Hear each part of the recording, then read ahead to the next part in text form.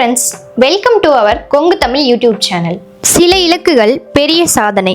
நம்ம வாழ்க்கை எவ்வளவு பிஸியாக இருந்தாலும் ஒவ்வொரு நாளும் சிறிது பழக்கம், சிறிது திட்டமிடல் இருந்தாதான் நம்ம மூளையோ உடலோ ஃப்ரெஷ்ஷா இருக்கும். சிறிய மாற்றங்கள் தான் பெரிய பலன்களை தரும். அந்த மாதிரி தினசரி வாழ்க்கையில் பின்பற்றக்கூடிய சில எளிய பழக்கங்கள் என்னன்னு பார்க்கலாம் வாங்க. காலை 5 to 6 மணிக்கு எழுந்துவிடல் உடலுக்கும் மனதுக்கும் நல்ல ஆரோக்கியத்தை தரும். காலையில சீக்கிரமா எந்திரிக்கணும்னு நினைச்சாலும் நம்மால எந்திரிக்க முடியறதில்ல. பட் அதை மாத்திக்க முடியாதா? பழக்கப்படுத்திக்கிட்டோம்னா மாத்திக்கலாம். அதிகாலை அமைதியில் உங்கள் முக்கியமான வேலைகளை ஆரம்பித்து விடுங்கள். தினமும் 20 நிமிடம் நடப்பது, யோகா, உடற்பயிற்சி மூளைக்கு ஆற்றலை தரும். 6 முதல் 7 மணி நேரமாவது நல்ல தூக்கம் வேண்டும். நமக்கு நல்ல தூக்கம் இருந்தால்தான் ஞாபக சக்தி அதிகரிக்கும், கவனம் அதிகமாகும். நைட் நேரமா தூங்கி காலையில சீக்கிரமா எந்திரிக்கிற பழக்கத்தை கொண்டு வரணும். நாள் முழுவதும் கடினமான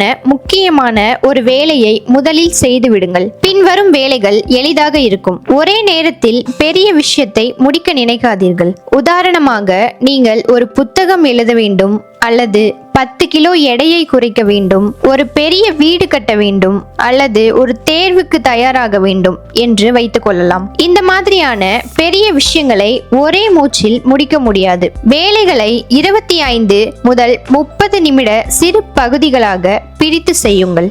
என்ன செய்ய வேண்டும் என்று மூளையில் வைத்துக் கொள்ளாமல் காகிதத்தில் அல்லது மொபைலில் எழுதி கொள்ளுங்கள். மூளை ஒரு ஸ்டோரேஜ் இல்ல, அது ஒரு ப்ராசஸர். நம்ம மூளை ஒரு கம்ப்யூட்டர் ரேம் மாதிரி. அதுவே தகவலை சேமிக்க நல்ல இடம் கிடையாது. தேவையில்லாத இன்ஸ்டாகிராம் ரீல்ஸ், வாட்ஸ்அப் ஸ்க்ரோலை குறையுங்கள். வேலை முடிந்த பிறகு ரிவார்ட் போல பயன்படுத்தினால் உற்பத்தி திறன் உயரும். தொடர்ந்து வேலை செய்வது அல்ல, இடைவெளி எடுத்து மீண்டும் கவனமாக செய்வதுதான் நீண்ட காலத்தில் பயனளிக்கும். நாம் ஒருவேளை இடைவெளி இல்லாமல் தொடர்ந்து செய்தால் மூளையும் உடலும் களைப்படைந்துவிடும், கவனம் சிதறும், தவறுகள் அதிகம் நடக்கும், உழைப்பின் தரம் குறையும். ஆனால் அதே வேலையை சிறு இடைவெளி எடுத்து மீண்டும் தொடங்கினால் மூளை ரெஃப்ரெஷ் ஆகி புதிய ஆற்றலோடு இயங்கும். ஒரு நாள் ஒரு சிறிய முன்னேற்றம் என்ற எண்ணத்தில் செயல்பட்டால் 1 வருடத்தில் பெரிய மாற்றம் வரும்.